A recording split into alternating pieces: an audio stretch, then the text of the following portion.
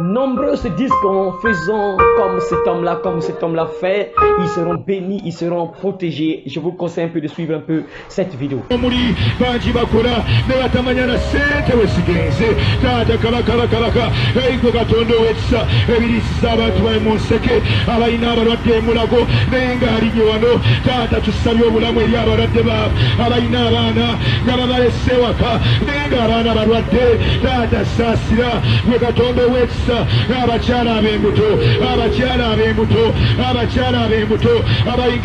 Alors mon frère, ma soeur, je te partage deux passages bibliques pour te montrer comment Dieu bénit, comment Dieu fait pour bénir une personne.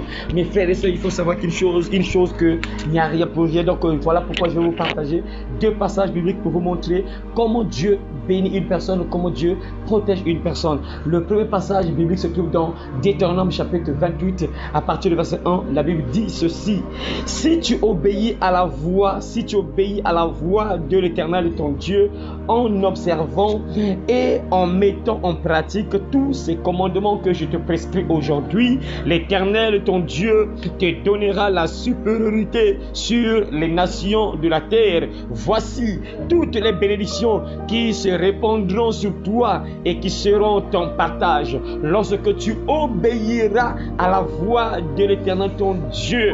Écoutez, tu seras béni dans la ville, tu seras béni dans les champs, les fruits de tes entrailles, le fruit de ton sol, le fruit de tes troupeaux, les portées de ton gros et de ton menu bétail, toutes ces choses seront bénies. Ta corbeille et ta huche seront bénies. Tu seras béni à ton arrivée et tu seras béni à ton départ. L'Éternel dit encore: l'Éternel te donnera la victoire sur tes ennemis qui se lèveront contre toi, et ils sortiront contre toi par un seul chemin et ils s'enfuiront devant toi par sept chemins. L'Éternel ordonnera à la bénédiction d'être avec toi dans tes greniers et dans toutes tes entreprises. Il te bénira dans le pays que l'Éternel ton Dieu te donne. Amen. Parole du Seigneur. La Bible nous montre clairement ici que me fait la première condition, si tu veux recevoir tout ce que Dieu a cité là dans sa parole, première condition, il faut obéir à Dieu. Si tu obéis à sa parole, tu obéis à ses commandements, c'est là où Dieu va ordonner. Il dit, j'aime ce mot là, il dit il va ordonner à la bénédiction. Donc c'est un esprit, il va ordonner à l'esprit de la bénédiction de te suivre, d'être avec toi dans tout ce que tu feras. Vous voyez, il y a des gens qui pensent qu'en prenant l'huile là, en mettant l'huile sur le corps, tu seras béni, ça va t'attirer la chance. En prenant l'huile là, tu mets sur le corps, tu seras protégé. C'est zéro, mes frères. Dieu dit ici, il donne la protection quand tu l'écoutes. Il dit que tes ennemis vont se lever contre toi par un seul chemin. Ils vont fuir par cet chemin si tu obéis au commandement de l'Éternel. C'est ça, l'obéissance attire la faveur de Dieu. L'obéissance fera que tu sois protégé et que tu sois béni dans tout ce que tu feras. Et je vais vous partager encore le deuxième passage biblique. C'est plus dans le deuxième passage biblique, comment Dieu protège une personne. Psaume 34, verset 8. Ça dépend des versions. Parfois c'est le verset 7 chez toi. Chez moi ici c'est le verset 8. La Bible déclare quoi? L'ange de l'Éternel campe autour de ceux qui le craignent et il les arrache au danger. Il les arrache au danger.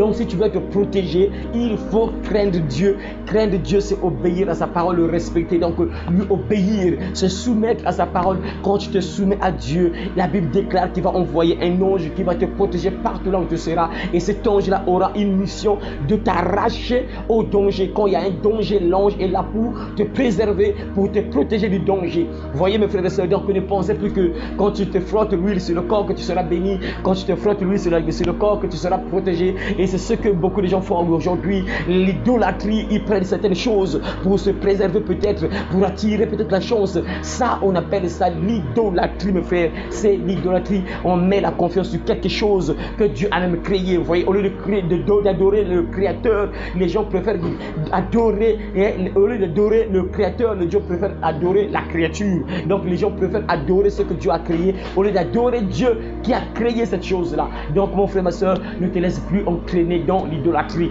J'espère que tu as compris juste les 2 passages bibliques qu'on a lus. Tu as vraiment compris comment Dieu bénit, comment Dieu protège. Il n'y a rien pour rien, mes frères et sœurs. Il y a des gens, il faut savoir aussi, mes frères, il y a des gens parfois qui sont préservés. C'est les gens parfois qui ne prient pas, qui ne croient pas en Dieu. Ça, on appelle ça la grâce, mes frères. Parce qu'il y a des gens parfois qui font le mal, qui sont fiches de Dieu, qui vivent dans le péché, dans le mal. Mais parfois, ils s'échappent à certains accidents, ils s'échappent parfois à certains dangers de mort. Parfois, ça, on appelle ça la grâce. Mais mes frères, il ne faut pas espérer sur ça parce que tu ne sais pas si Dieu va te faire grâce ou comment. Ça, il ne faut pas espérer sur ça. Alors que Dieu vous bénisse, mes frères et sœurs. Vous tous qui avez entendu cette petite exhortation au nom de Jésus, Christ de Nazareth. À très bientôt si Jésus-Christ ne revient pas maintenant. N'oubliez pas de mettre un pouce bleu pour encourager juste l'œuvre de Dieu et de partager si c'est possible. À très bientôt au nom de Jésus-Christ. Amen. Le royaume des cieux arrive.